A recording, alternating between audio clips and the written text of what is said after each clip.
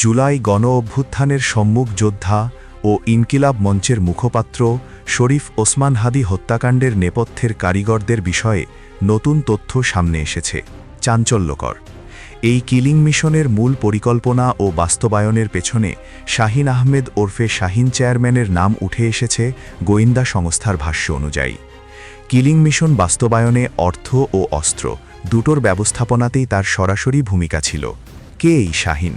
তিনি কি দেশে আছেন নাকি ভারতে পালিয়েছেন? এছাড়াও মূল ঘাতক ফয়সাল এই মুহূর্তে কোথায় রয়েছেন? চলুন বিস্তারিত জেনে নেওয়া যাক। ঢাকার দক্ষিণ কেরানীগঞ্জের সাবেক উপজেলা চেয়ারম্যান শাহিন চেয়ারম্যান, যাকে বলা হচ্ছে এই মিশনের মাস্টারমাইন্ড।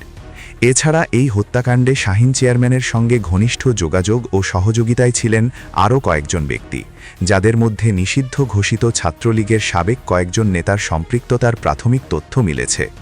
এরই মধ্যে কয়েকজন সন্দেহভাজনের উপর নজরদারিও বাড়ানো হয়েছে।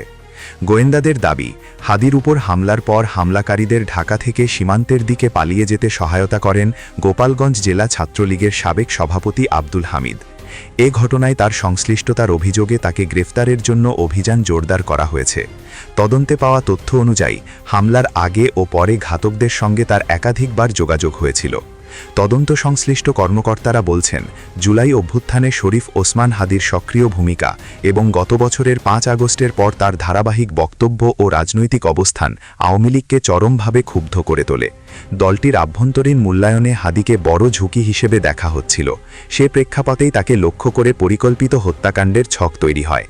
আর এই ছক যিনি কষেছিলেন তিনি শাহিন আহমেদ, যিনি দীর্ঘদিন দক্ষিণ কেরানীগঞ্জ থানা আওয়ামী লীগের সভাপতি ছিলেন।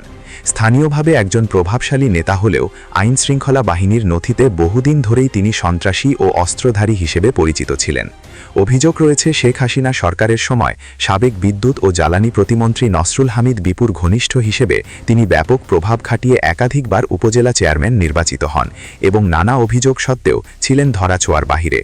এমনকি প্রশাসন শাহিনকে সমীহ করেও চলত।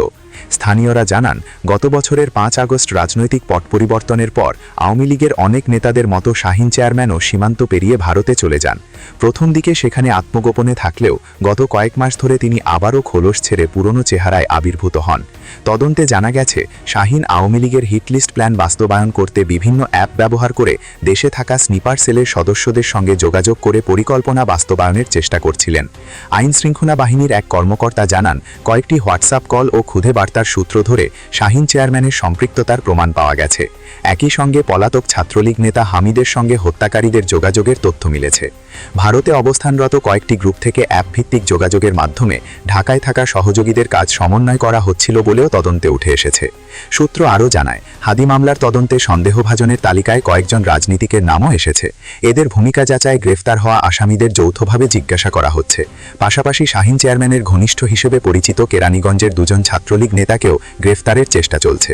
এ বিষয়ে ঢাকা মহানগর পুলিশের অতিরিক্ত কমিশনার শফিকুল ইসলাম গণমাধ্যমকে বলেন, সব দিক বিবেচনা রেখে অত্যন্ত গুরুত্বের সঙ্গে তদন্ত করছি। আশা করি খুব শীঘ্রই এই মাস্টারমাইন্ড সহ সংশ্লিষ্ট পরিকল্পনাকারীদের পরিচয় স্পষ্ট হবে।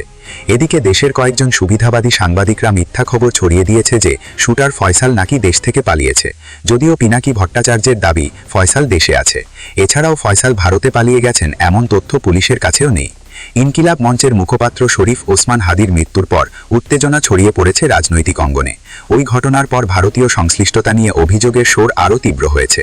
এর মধ্যে নতুন বিতর্ক সৃষ্টি করে বাংলাদেশে ভারতীয় হাইকমিশন বন্ধ করে দেওয়ার ঘোষণা দিয়েছেন জাতীয় নাগরিক পার্টির মুখ্য সংগঠক সার্জিস আলম। সুপ্রিয় দর্শক, আপনার কি মনে হয়, ফয়সাল কি দেশে আছে নাকি পালিয়ে গেছে? কমেন্ট বক্সে জানিয়ে দিন আপনার মতামত। ধন্যবাদ।